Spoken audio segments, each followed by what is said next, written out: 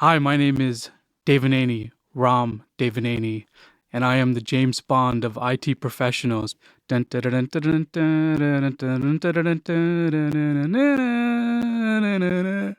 now I'm a documentary filmmaker. That is quite a career leap to make. Thank you. It is. Ram had been working in IT for Citibank for a decade. It wasn't a bad job, but it wasn't very creative. He was responsible for managing storage and backing up data. It's a respectable job, but he wanted more. I got bit by the documentary filmmaking bug. I wanted to be in the arts, be a documentary filmmaker, but I had one single problem, and that was a full-time job. So he decided to do both. He bought a really nice camera, scheduled some vacation, and jumped on a flight to Mumbai. Why Mumbai? Because that's where a group of people were about to attempt to make India's largest human tower, and Ram wanted to film it. Just imagine 300 people stacked on top of each other, shoulder to shoulder, about 5 or 6 stories high. And it's this massive, beautiful, artistic creation of just human beings. It's also terrifying. You stand on someone's shoulders, who's standing on someone else's shoulders, who's standing on someone else. When it goes wrong, people fall from 2 or 3 stories up onto a crowd below. But Ram wasn't scared. He was transfixed. He wanted to keep shooting and learn more about human towers. He wanted to follow the story to its roots in Spain. But that problem of his day job cropped up again. From there, my vacation time ran out that year, and I wanted to continue filming. So Ram decided to take advantage of something that a lot of us already do at work, but in a very extreme way.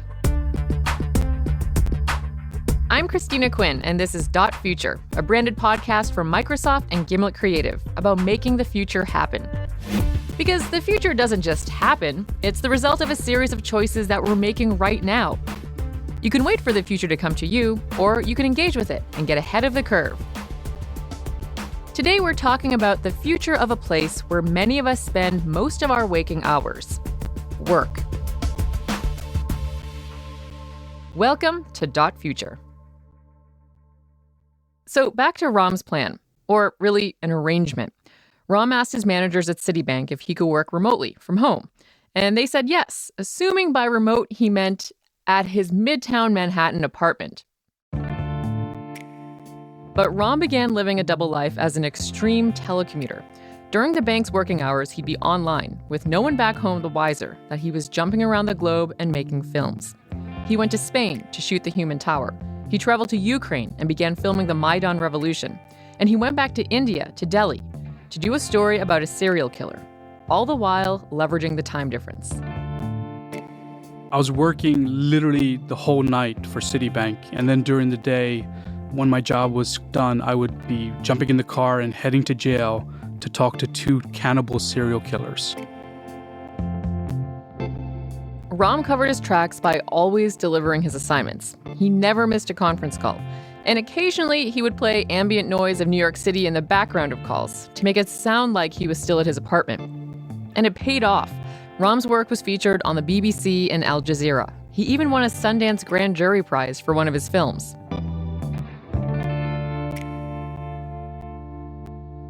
Did you ever feel like maybe I should tell my boss that I'm going to live in India for the next 6 months? Technically, the agreement was I had to work out of my home. Now, the concept of home, and I'm unquoting here, is very flexible. Home is where you make it. Ram is a very extreme example of something that's happening all over. Because of the cloud, automation, and artificial intelligence, we're going through a redefinition of our relationship to work. A redefinition of where work is, what productivity looks like, how we handle information, and even why we work. Productivity is this deeply emotional thing in most of our lives. We spend at least 8 hours a day at work, most of us. And yet, it's happening in this world that is changing around us in very dramatic ways. This is Anton Andrews. He's the director of Office Envisioning at Microsoft. And the dramatic changes he's referring to are both what our workplace looks like and how we do our work.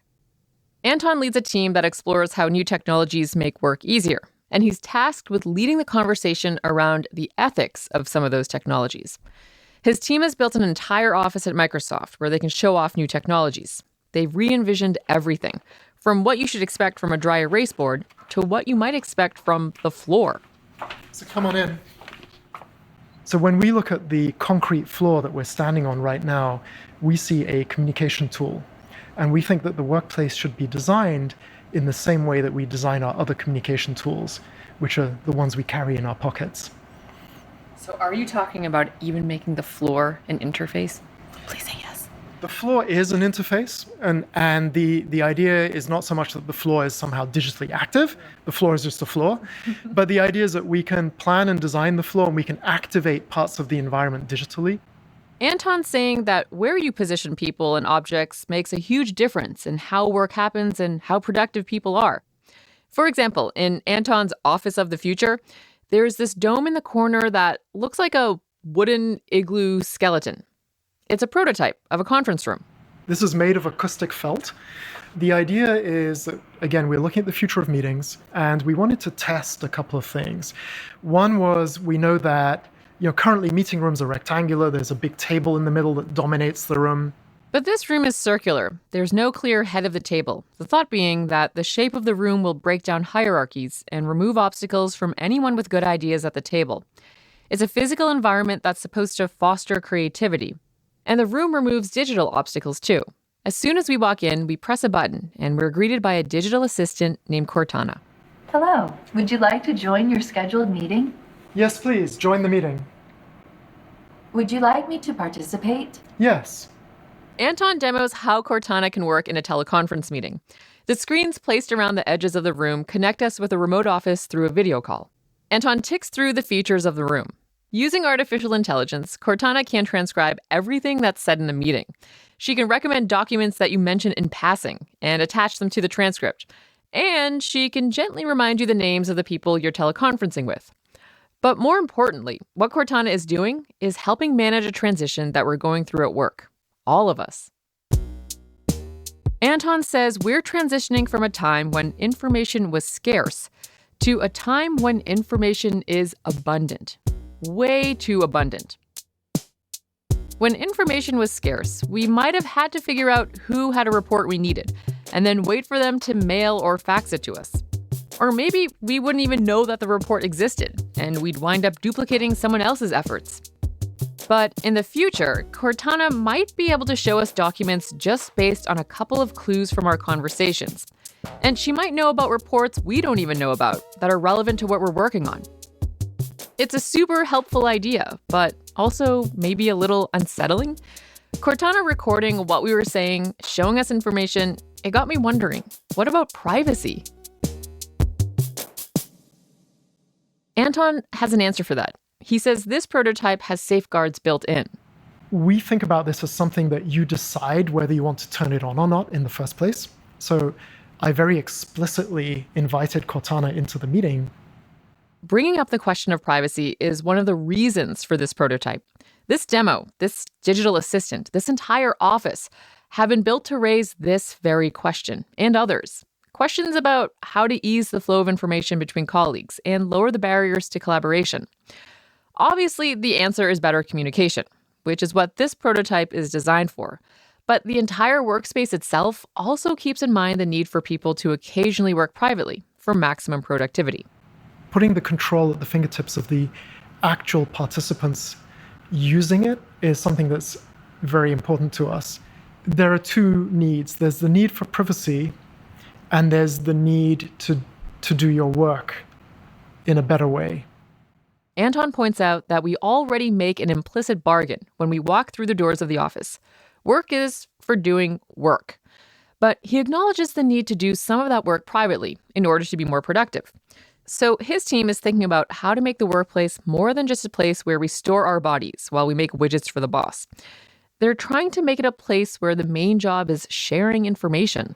Why go to work? What is the workplace for? We think the workplace is still critically important, just not for the reasons that it used to be. What are those reasons that... So traditionally, the workplace was about controlling your employees. It was the panopticon. Okay, so the panopticon. The panopticon is an idea developed by 18th and 19th century social philosopher Jeremy Bentham, where individuals, whether employees or inmates, are constantly being monitored by a watchman. So imagine a circular building, and all the workers or inmates are placed against the walls, perhaps in cubicles. But in the middle of that building is the watcher, looking at your every move, or the move of the person next to you, and the person next to them. And you don't really know if you're personally being watched at any given moment. It's management by paranoia. Bentham claimed it was a new mode of obtaining power by manipulating people's minds.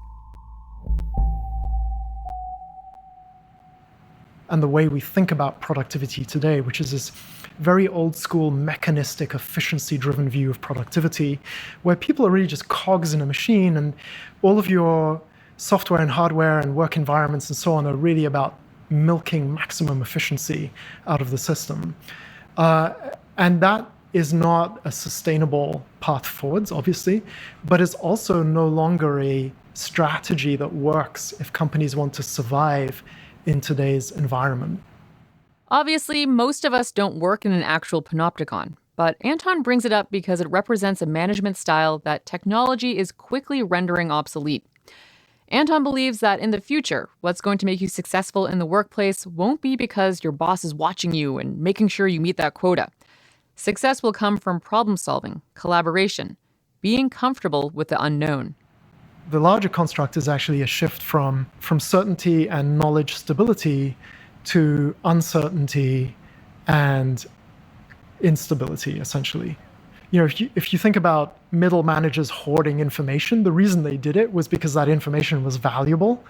Knowledge was valuable. Knowledge was power. And holding on to it made sense because it didn't change much. At least it didn't change much in weeks and months. You know, maybe it changed in years. Now it's changing in minutes. Anton describes this changing world, and thus the future, with an acronym borrowed from the military. VUCA.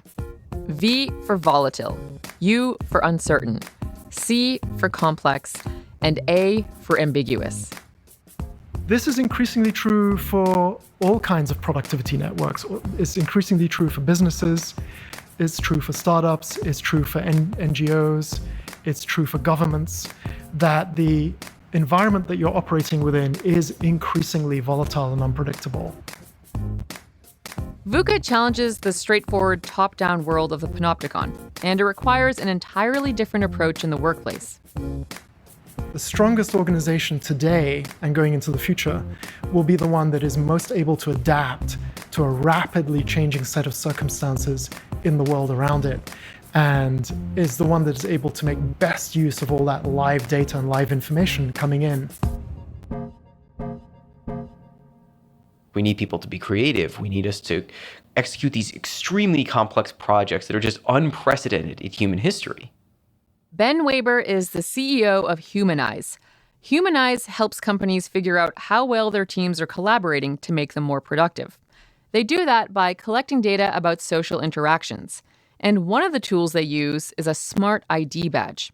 Essentially what we use is really a next generation company ID badge. Think of a regular ID badge. It typically has RFID in it. We've added additional sensors to those ID badges, specifically microphones to look at how people talk, not what they say, Bluetooth to look at location, also an accelerometer to look at motion, posture, those sort of things. And by combining those, we can look at who talks to who, so understand the network within a company. We can look at things like how much do you dominate a conversation? Do you talk 90% of the time or 10% of the time? Change your tone of voice related to stress. Look at even mirroring in our posture to look at how engaged we are in a specific conversation. Ben acknowledges that this might sound creepy, but the information that the smart IDs generate is analyzed at a team level, not the individual. Importantly, with all of this data, we don't give individual data to companies. Everything's aggregated at least at team level. And with our badges, that's also done on an opt-in basis. The service that Humanize offers helps companies figure out what's working and what's not working. Once they figure it out, they can implement better practices, like collaboration, more widely. Because collaboration is really the bedrock of productivity. After all, humans have been collaborating since before we even had language. We evolved for millions of years to interact in a face-to-face environment. That's obviously even when our ancestors, who were some variety of apes, had those kinds of interactions, right? And what that means is that humans have become extremely responsive to small changes in facial expression, small changes in the way we speak. But getting data about interactions is really difficult. We've been pretty much operating on serendipity. If I bump into you in the hallway or if I see you, I'm like, oh, I forgot, I got to get back to you about that thing. Those are the sorts of things where if I'm working it remotely, they're lost. It's not to say that you should never work from home or never, work from a coffee shop. No. I mean, the data is pretty clear that, if you are working from home a day a week, it doesn't have much of an impact. But as you start to get 3-4 days a week, it has a pretty significant impact on your team, not just you, right? It's on your team. Ben's goal is to collect data about these serendipitous interactions so that workplaces can foster more of them. According to Anton, it's an example of artificial intelligence helping us have more human experiences. Human beings will need tools for thinking, and they will need, to be augmented by AI on the one hand and by the human network on the other hand. And this will allow you to do better work, create better content, create better innovation, use data in smarter ways, and work towards more effective outcomes rather than simply work more efficiently. The technologies that Anton and Ben are building are for the workplace of the future. But there is something you can be doing right now to help navigate the abundance of information that you encounter every day at work. Just let it go. I think the technology has actually outpaced our understanding of how to skillfully use it. Janice Martirano is a mindfulness expert. She founded the Institute for Mindful Leadership. But she didn't set out to become a guru. She was a classic 21st century juggler. She had a fancy job, a VP at General Mills. This was really tiring way to live. I was a professional woman at a very high level, had children, and had many blessings in my life from that perspective. And I was exhausted almost all the time. And I also had a sense that even when people were telling me that I was doing a great job at something, I always felt like it really wasn't my best work. But Janice was burning the candle at both ends. On top of her job and her family, she was taking care of her ailing parents. She just couldn't stop being tired. And she was worried it was making her a bad boss. So she decided to make a change. She took a workshop and got hooked on this idea of training the mind to be present, not worrying about what has passed, but really focusing on what's in front of her right now.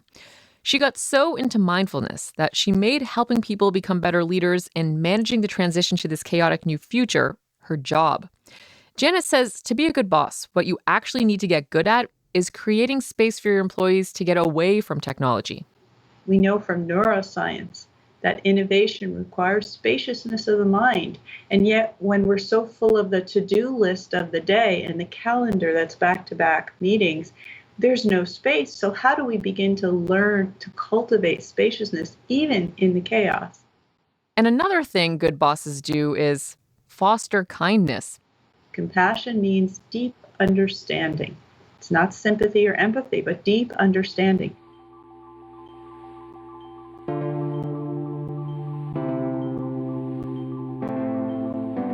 At first glance, Janice's mindful workplace might seem like the opposite of Anton's and Ben's workplace. There's less focus on machines and more focus on people. But they both represent a big shift in the way we're working. They're dumping the old panopticon style of top-down management. They're opening up silos and finding new ways to define productivity, beyond making a few more units per hour.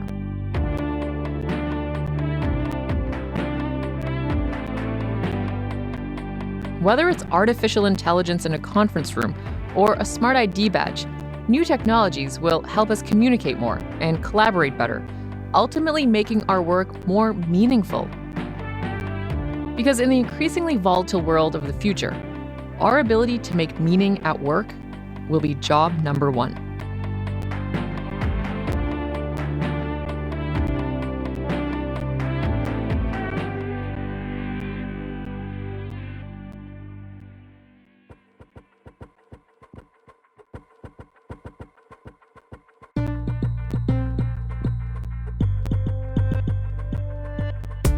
Dot Future is a co-production of Microsoft Story Labs and Gimlet Creative. This episode was produced by Garrett Crow and Caitlin Boguki, with help from Victoria Barner and Francis Harlow. Creative direction from Nazanin Rafsanjani. Production assistance from Tom Cody and Ben Kubrick. We were edited by Rachel Ward and mixed by Andrew Dunn. Our theme song was composed by The Album Leaf. Additional music from Waltho, Marmoset, and Bobby Lord. Technical direction from Zach Schmidt. This is the final Dot Future episode of the season. Make sure you stay subscribed to the show so you can be the first to hear any announcements and new episodes. Thank you all for listening, for sharing your feedback, and leaving those iTunes reviews. We've loved sharing these amazing stories with you, so stay in touch.